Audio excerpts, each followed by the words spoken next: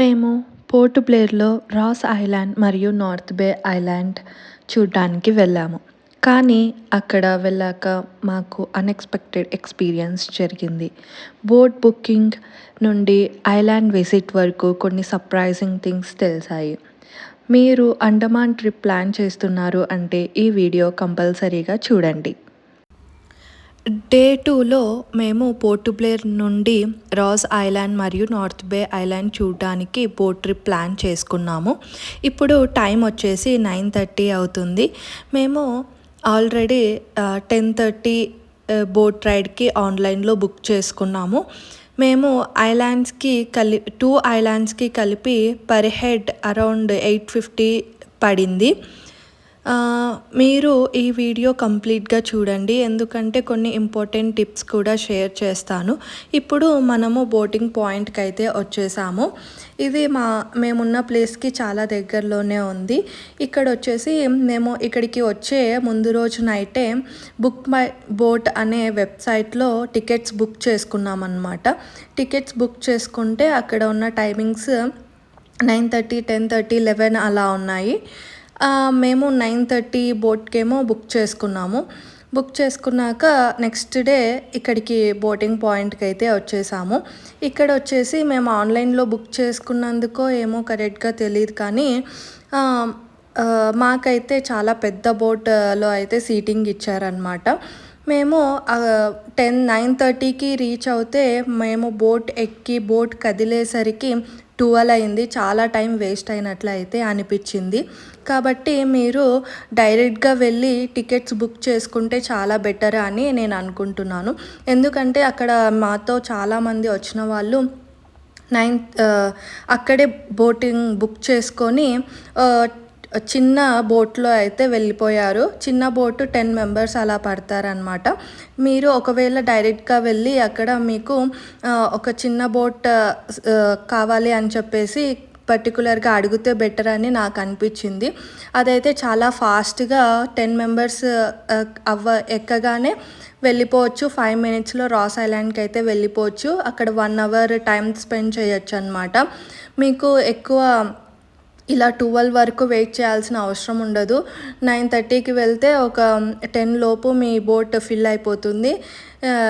Again 12 మీకు 11:30, 12 మీరు Ross island కంప్లీట్గా చూడొచ్చు. చాలా బెటర్ అని నాకు అనిపించింది. మాకైతే ఇలాంటి చాలా పెద్ద బోటు సరోజ్ అనే పెద్ద బోట్ అయితే ఇచ్చారు. ఆన్లైన్లో బుక్ చేసుకోవడం వల్ల కూడా మాకు ఇంకా ఆప్షన్ లేదు అడగడానికి కూడా. సో నేనైతే నా ఎక్స్పీరియన్స్ ప్రకారము మీరు అక్కడికి వెళ్ళి బోట్ బుక్ చేసుకుంటే ఒక 10 మెంబర్స్ నేమ్ లిస్ట్ ఇస్తారు.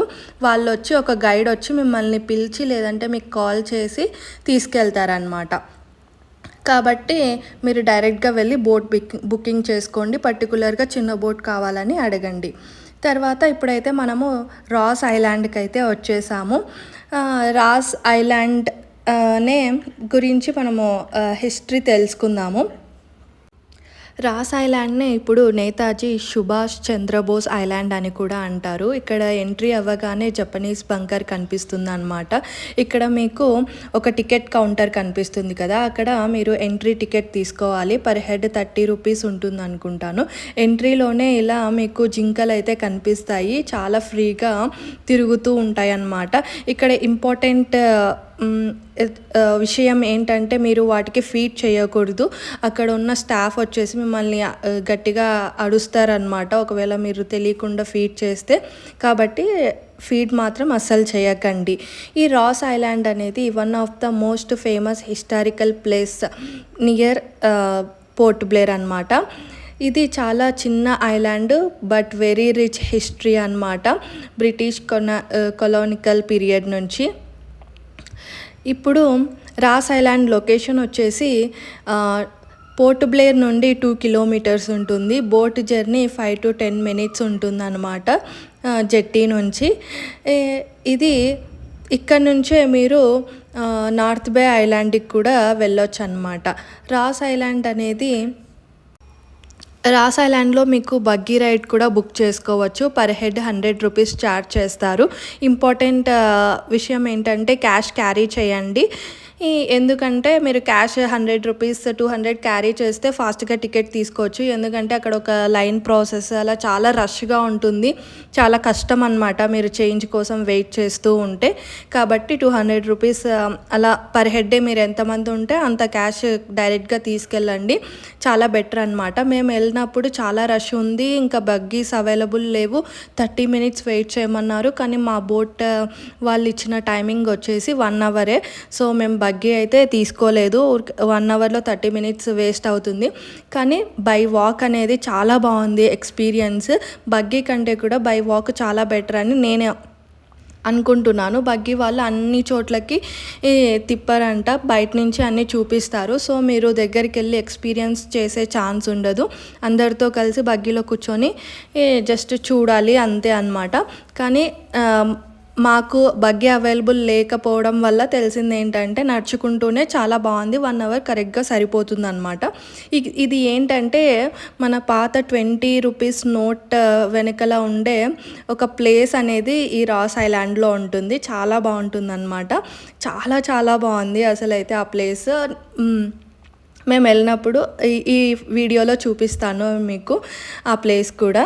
ఇంకొకటి ఏంటంటే మీరు ఇక్కడికి వెళ్ళినప్పుడు ఒకవేళ ఆఫ్టర్నూన్ అలా వెళ్తే హ్యాట్ కానీ అంబ్రిల్లా కానీ తీసుకొని వెళ్ళండి, సన్ స్క్రీన్ అయితే కంపల్సరీగా అప్లై చేసుకొని వెళ్ళండి.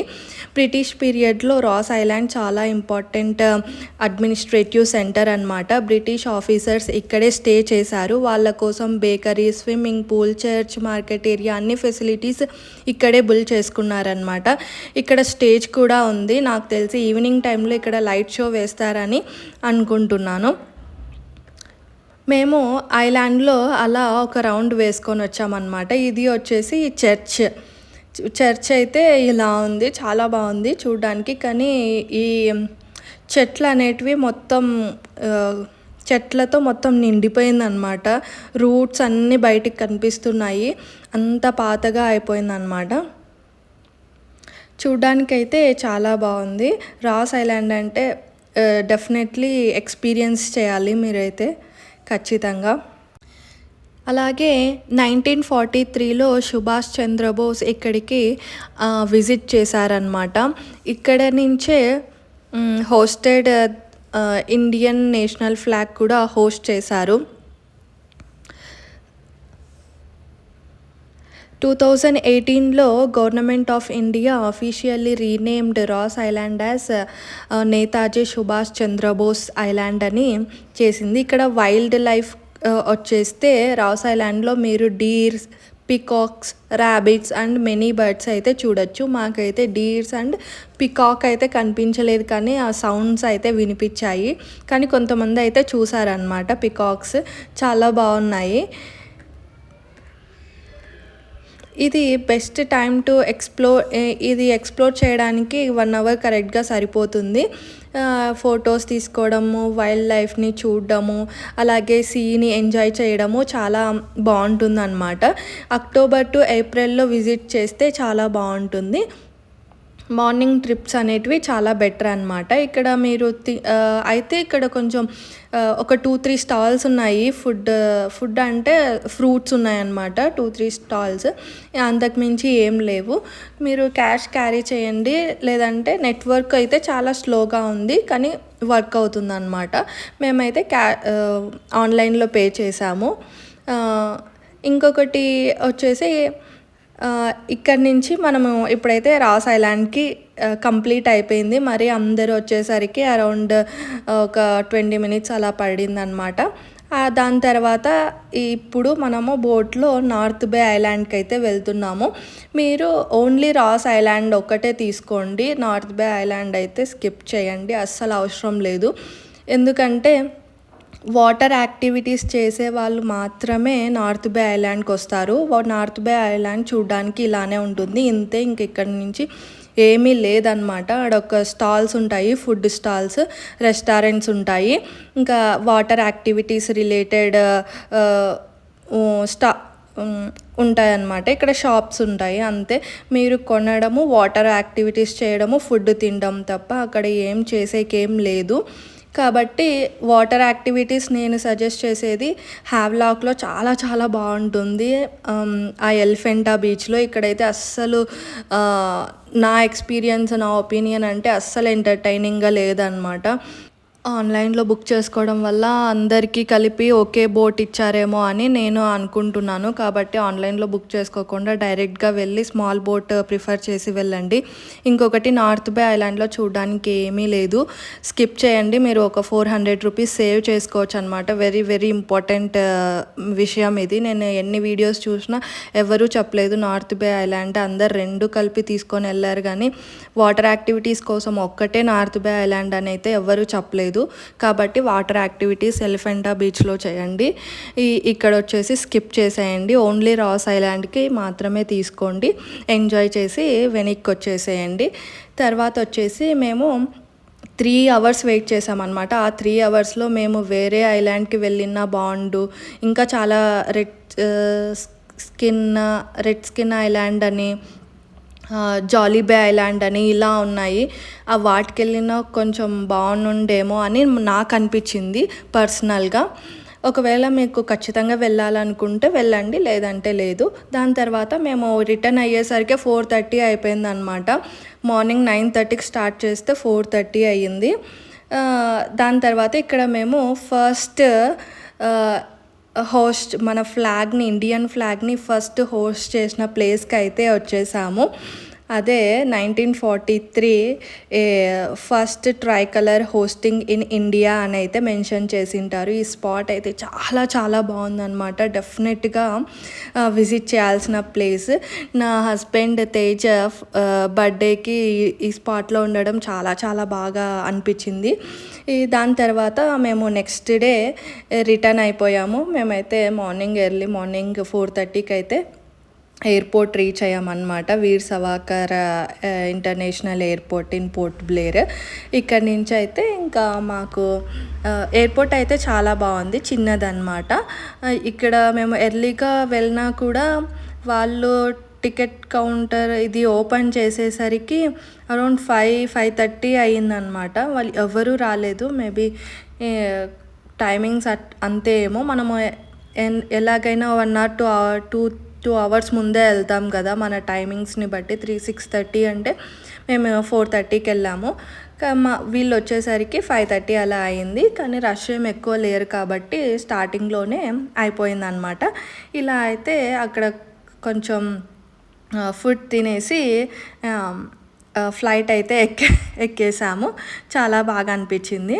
మేము ఇంటికి మొత్తం బెంగళూరు రీచ్ అయ్యి ఇంటికి వచ్చేసరికి 3 PM అయిందనమాట. 3 PM అవ్వగానే ఇంకా డైనింగ్ బుక్ చేసుకొని వెళ్ళి ఆ రోజు అలా ఫుడ్ని ఎంజాయ్ చేసి రిటర్న్ వచ్చేసి ఇంకా రెస్ట్ తీసుకున్నామన్నమాట. అలాగైతే మా అండమాన్ ట్రిప్ కంప్లీట్ అయ్యింది.